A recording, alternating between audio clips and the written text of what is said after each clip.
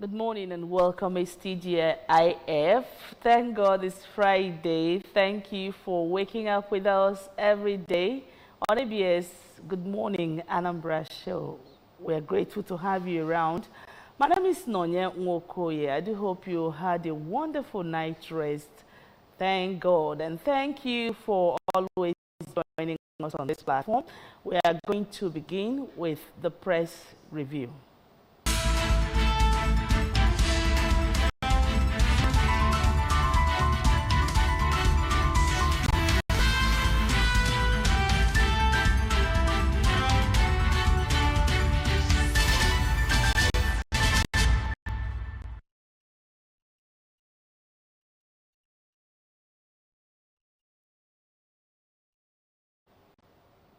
All right, we've been joined by public affairs analyst Ejike Abata. It's good to have you.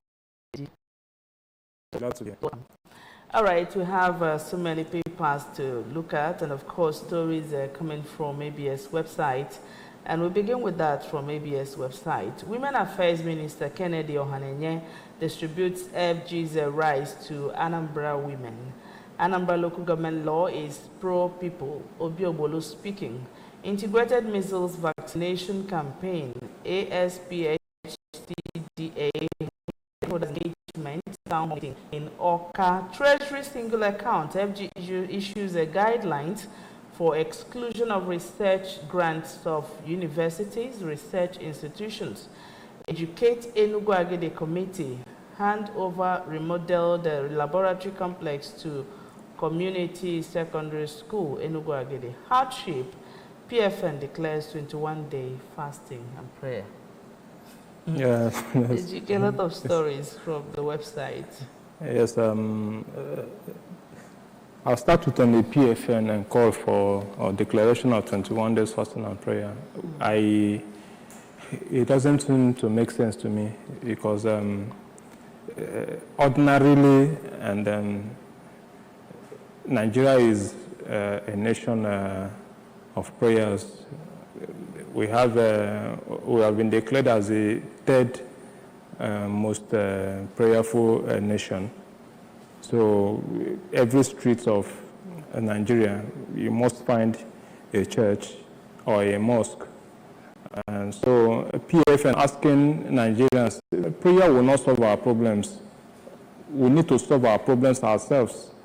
It's not about, we've prayed over the years. I know of a church who have been praying for Nigeria right from the days of yore.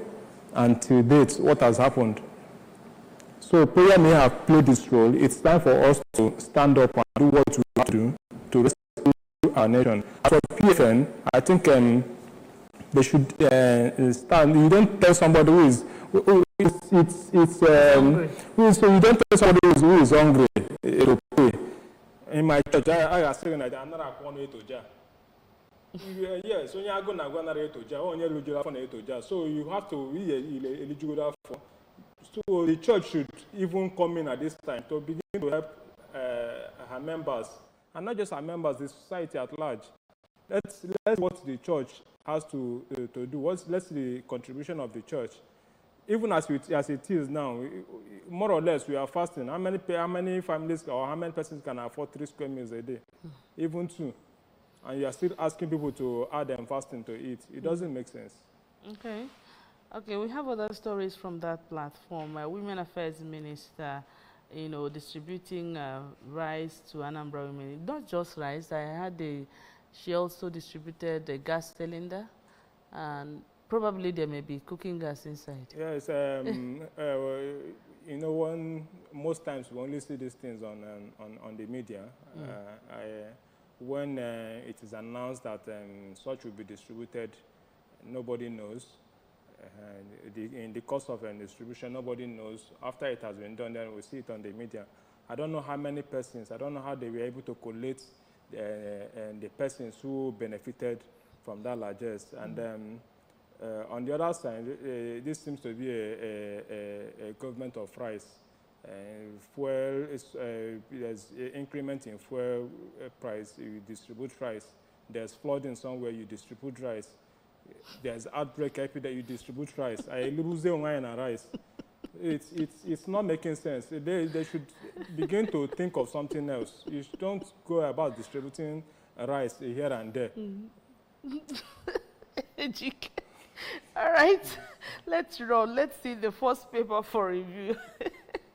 We have the Daily Times to look at. Let's see stories coming from the Daily Times. TUC to federal government return fuel price to what it was in June 2023, which riders, we have riders there, say there's no government in the world that doesn't intervene in its critical sector. Atiku slams Tinubu over hardship. His policies, including petrol subsidy removal, has inflicted upon Nigeria. Okay, Atiku slams Tinubu over hardship. His policies, including petrol subsidy removal, has inflicted upon Nigerians. Fixing petrol prices illegal against PIA, Falana tells NMPCL. Lagos government to tackle sexual gender-based violence perpetrated against people with disabilities.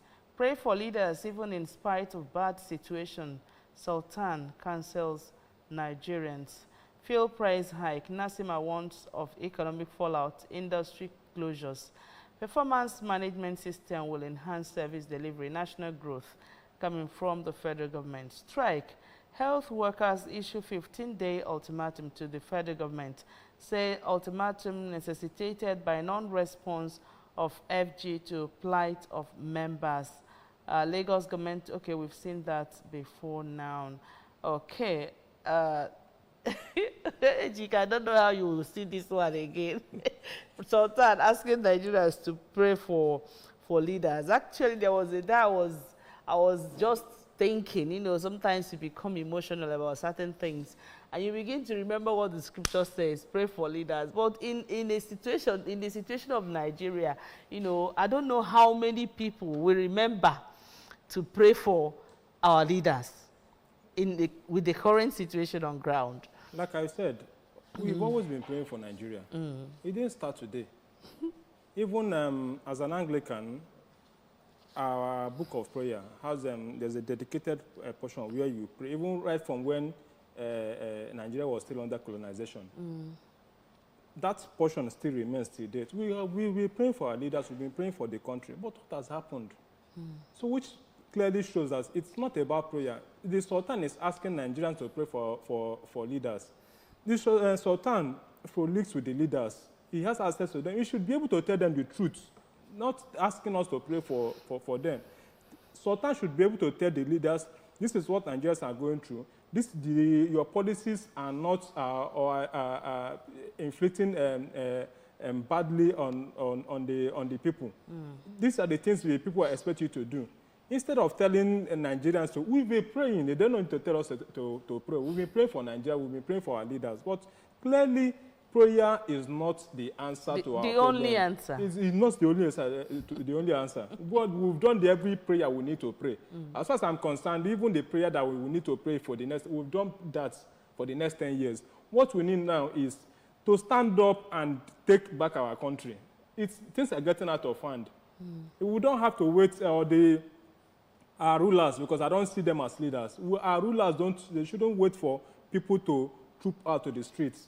It has been done before. And if it turns out again and people decide to go to the streets again, it won't be as funny as they think. Some people that went to the streets are still in detention, remember? So somebody must die now. Something must kill a man. Okay. All right. TUC to federal government return fuel price to what it was in June 2023. Was it 100 and... They are blabbing. TUC is blabbing, just like NLC. Maybe NSC has done them talking and TUC decided to help them this time around. This seems to be the weakest labor force since the history of Nigeria. Even I keep recalling that even the NLC president, Joe Ajero, who initially I thought was a very tough man, was even beaten in Owerri. Nothing happened. A labor leader. He was beaten, he was manhandled in Owerri. Nothing happened.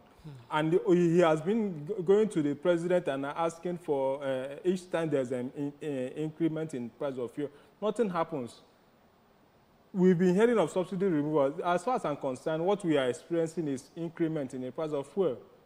Because even Buhari, before he left, told us he has removed subsidy. Tinubu has come and said he has removed subsidy. And now we have been having, in the past 1 month, fuel price has been increased to about 3 times. So TUC is asking, take action, stop talking. Don't tell us, the federal government, if they don't, what will happen? All right, the Punch newspaper, let's see stories coming from the Punch.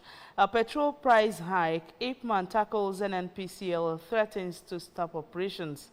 We have right under that story that says marketers accuse NNPCL of inflating Dangote petrol price. Meman continues loading subsidized PMS. Oyedepo's 2 deputies step down next week. Fubara heads to Supreme Court as Appeal Court affirms pro-Wike lawmakers. 7 banks pay 392 billion naira tax. Nolge threatens suit over governor's bill to control local government funds. Other stories there, data, voice services, fetch MTN, Airtel, 3.6 trillion naira. Lebanese jailed 14 years for sexually exploiting 2 teenagers.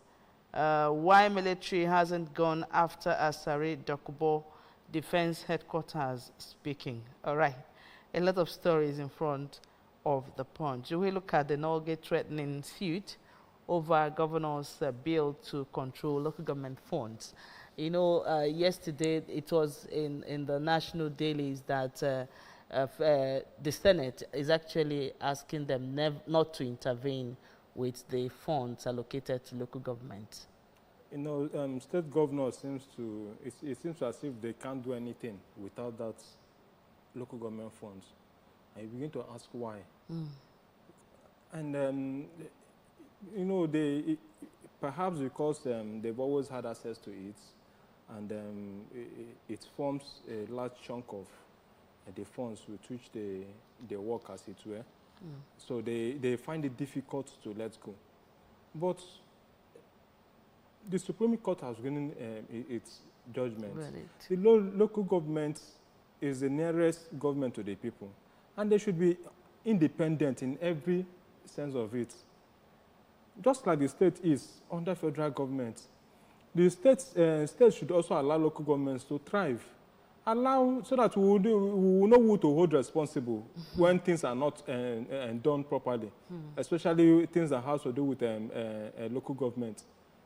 As far as I'm concerned, it's to also relieve the state of some burden if they allow local governments to thrive. As it were, it's not proper for the states to begin to intervene and want to take over the funds of the local government. No. The verdict of the Supreme Court was clear. If they need an interpretation, they perhaps should go back and demand or ask for an interpretation. But it is clear local government funds should be left with local governments. Asking them to begin to pay into a certain account or remit certain amount is not proper at all.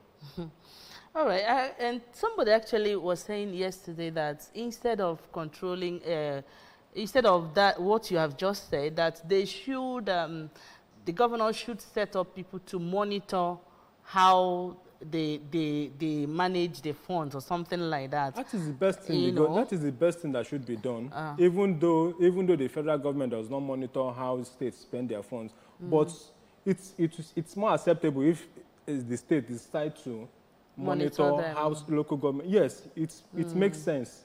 Okay. It makes sense. But asking them to remit, no, it shouldn't be. All right, the next paper is the Vanguard newspaper. Let's see stories from the Vanguard newspaper. Petrol price hike, Nasima, PDP, Atiku, CSOs, others insist on reversal.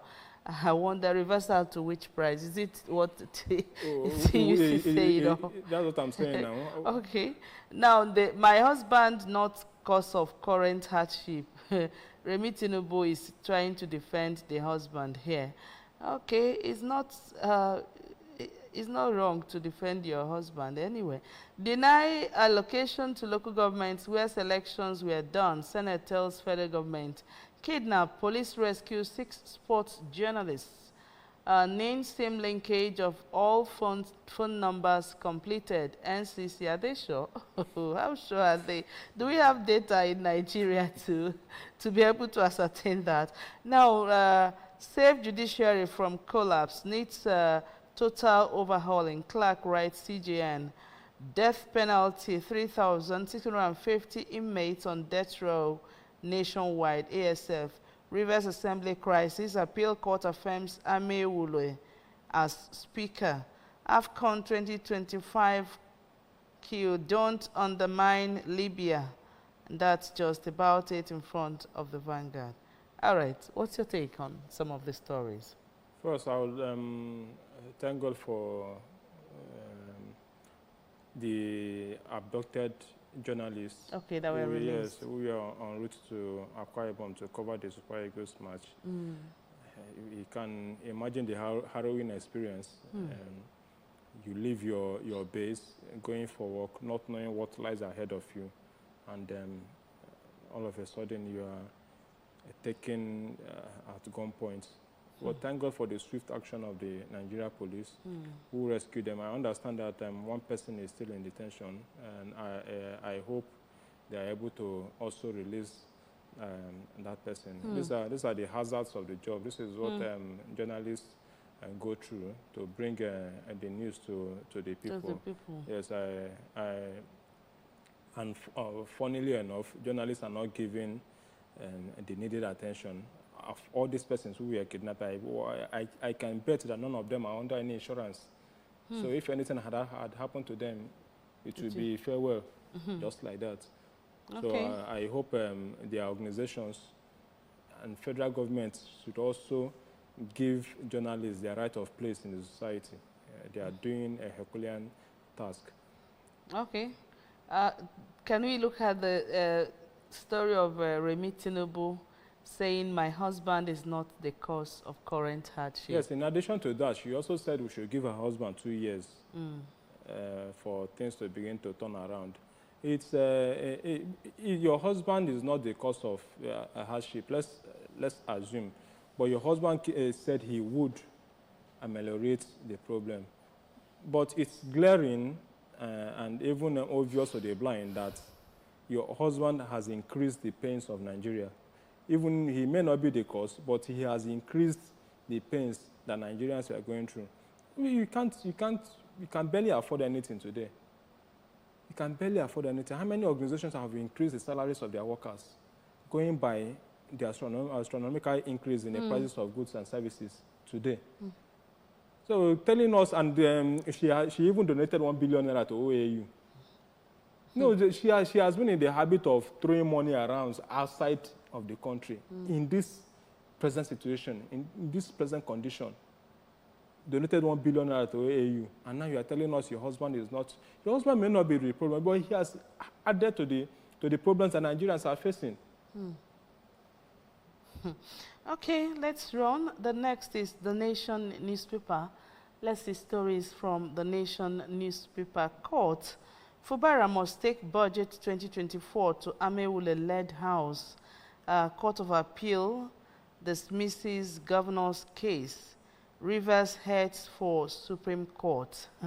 Okay, at 90, I'm prepared for my death, says Shoyinka. 125 CNG conversion centers activated across states. Lagos Red Rail Line begins commercial operations Tuesday. Makinde Tunji Ojo Oke in Ayede Tiwa campaign cancel. And okay, that marketers sell petrol at different prices in the regulated market. Okay, at 90, I'm prepared for my death, says Shoyinka. I wish there is something significant we can get from him by way of, talking to the present administration or helping them to, bring down the hardship of the people a little while. First of all, I'm Shoyinka is one man who has been blessed by God with good health. at 90, he's still standing upright. He doesn't use a walking stick or any aid to walk around. And he speaks fluently. Clearly. Yeah, so he's really blessed by God. But I can tell that Nigerians are not happy with him. Going by his role in 2012 when Jonathan attempted to remove fuel subsidy, Shoyinka was on the streets of Lagos with other notable Nigerians, including the former President Buhari, including Femi Falana. Even the present... including the president, the sitting president. But today, the same thing, we have worse situations on our hand.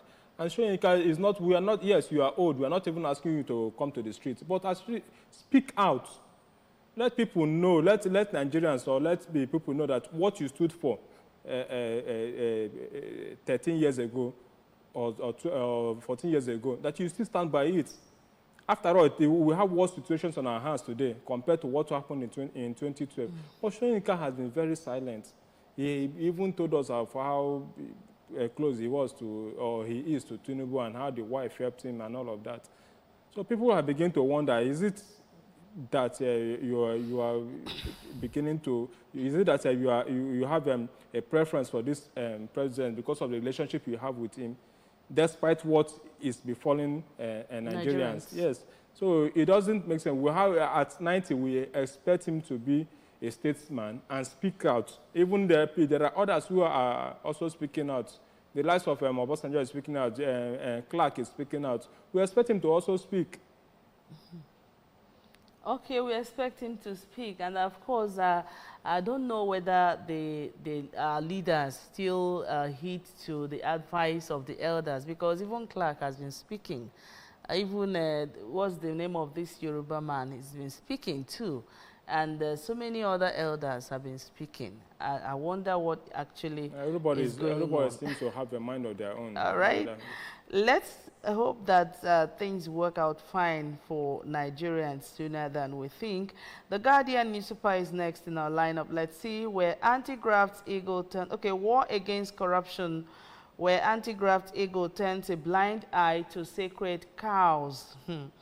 My husband, not greedy, working for better future. Okay, still Remi Tinubu still speaking. Article, CUPP, TUC others knock Tinubu over handling of fuel subsidy. Shetima Kalo Abiodo, they cry rising population of uneducated kids. Urge action. Don't dare military. Defense headquarters wants Asari Dokubo. Reps kick against multiple tax burdens on Nigerians. And of course, okay, that's just about it. Let's look at the banner headline in this paper, War Against Corruption, where anti-graft ego turns a blind eye to sacred cows. And I think they're still chasing a former Kogi State governor. And funnily enough, we've heard that some governors have come together to challenge EFCC and ICPC, the law, that brought about EFCC and ICPC. And you begin to ask, what kind of country do we operate? You just wake up, it's just like somebody waking up to challenge the existence of police in Nigeria. That's what we are seeing with governors and ICPC and EFCC. And it will be very, very funny and unfair if any court entertains such suits. There are suits that you should throw out without wasting much time. On what grounds should you challenge the existence of EFCC and ICPC? Which means you are culpable. And one of the governors who is championing that case is the governor of Kogi State, the sitting governor of Kogi State, Ododo. Probably he has been influenced, or he's been influenced by his predecessor, Yahya Bello. As regards the headline on Guardian, it's very glaring. The law is meant for some persons. The law is not meant for everybody. And that is why it is said that the law is like a cobweb. It is too strong to catch it's strong enough to catch the weak, but too weak to catch the strong. There are persons who flat every laws in Nigeria, nothing happens to them.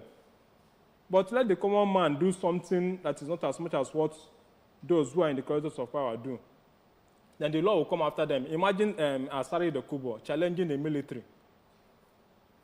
And it's even funny because Asari Dokubo has, over time, shown rifles on TikTok, on social media, and nothing has happened to him. Nobody has come after him.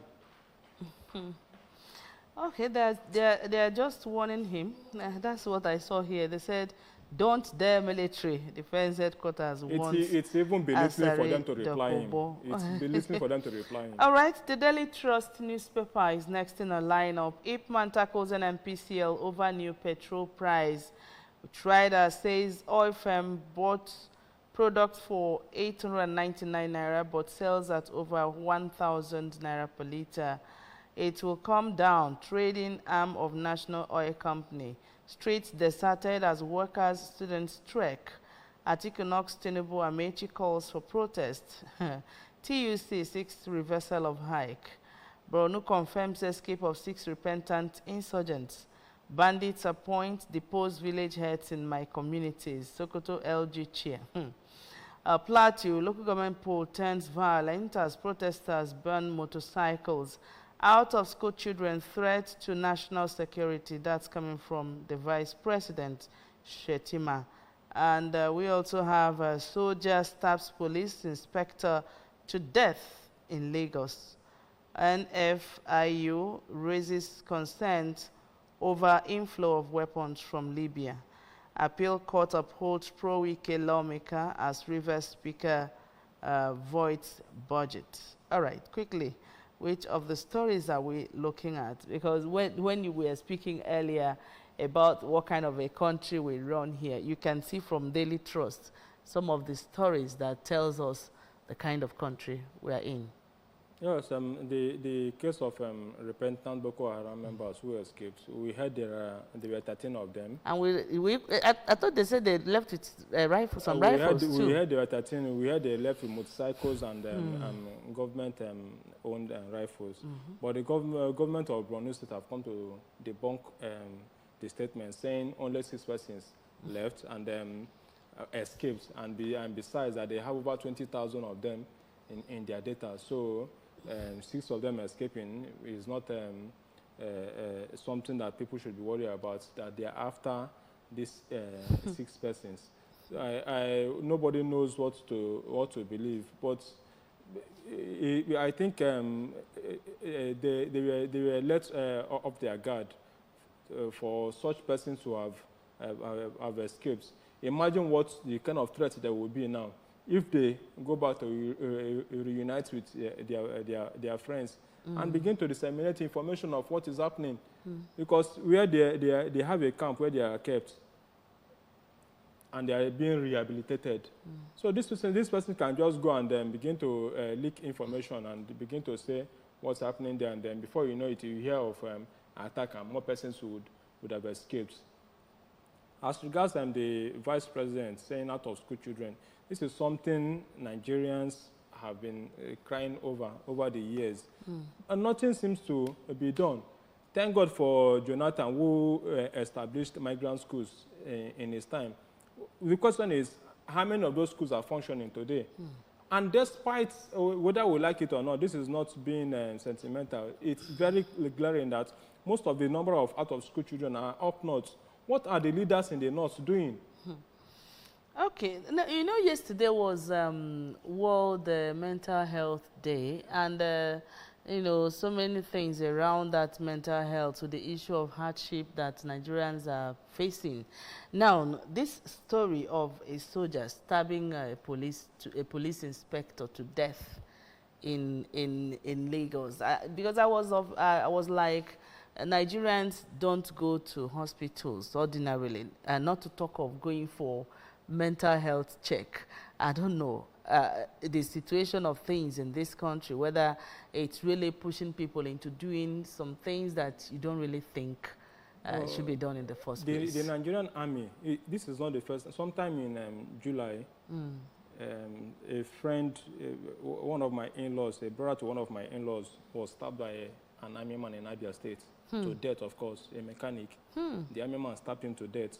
And now we are seeing that an army man has also stabbed a policeman to death. So there is something, they should, maybe it's PTSD, SD. There should be, and good thing, I think a bill has been proposed for psychiatric hospital, the name to be changed.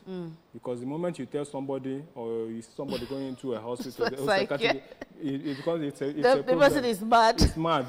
So there's a bill to change the name from that to remove that expunge psychiatric from that from the name. Maybe so mental health hospital. People need, especially those in the military, they need it. People are not they are not mentally okay now. How much more those who are in military, who have who are always armed? Okay, quickly, the blueprint, that's the last paper, but not the least we are looking at this morning.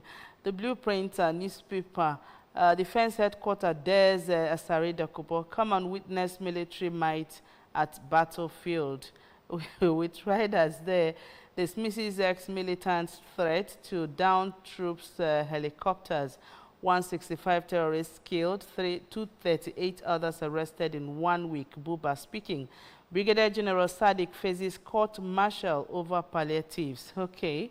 Other stories coming from the blueprint says Remi Tinubu donates 1 billion naira to OAU to address infrastructure. You said it earlier here. Okay. We also have fuel price hike could impact businesses negatively. Nasima warns. AFCON 2025, Nigeria denies maltreating Libya. Rivers crisis, appeal court returns pro-Wike lawmakers, voids Fubara's 2024 budget. Northwest, Northeast on the brink of out of school children, Shetima with KB Zamfara Jigawa Bauchi, what haste. Zamfara disengages 100 contract teachers. Death penalty doesn't make society safer. And police nab 3 suspects of illegal, sorry, I can't see that again. So I can't see that very well. But let's look at the ones we can see very well, okay? I wonder how Sim Fubara will be able to wriggle out of this court case. You know, he had his budget approved by just 5 members of the House, and which led them to go to court. And now the court has said he should take his budget back to the House. And the speaker that is recognized by law is loyal to Wike. So that is where the problem is. So we are not there is no end in sight. I don't see a Fubara. Even if Supreme Court rules against him, I don't see him taking that budget to Amewula, who is loyal to Wike, because it will be the beginning of his end. And he wouldn't want that to happen. So he's fighting tooth and nail. He's holding dear to his life to make sure that he doesn't take that, or he doesn't become loyal to Amewula. And unfortunately, there are only very few persons who are loyal to him. So the politics in Rivers State, the problem, I should say, is just starting. And unfortunately, the president has refused to wade in. It's overwhelming too? Of course, it's overwhelming. The president has refused to wade in. The statement from the presidency about 2 days ago from Bayo Onanuga laid every blame on Fubara, which is not fair. It is very, very unfair for the whole blame to be laid on Fubara. One person does not fight himself. We always hear of 2 fighting. So you don't just condemn one person and then without mentioning the other person. All right, we can go on and on, but I think that's the much we have for you on the press review for today, Friday, the 11th day of October 2024. We'd like to appreciate you, Ejike Abata, for your time this morning. Thank you very much for being here. Thanks for having me. All right, that's it on the press review. We have more coming up on Good Morning Anambra show to stay.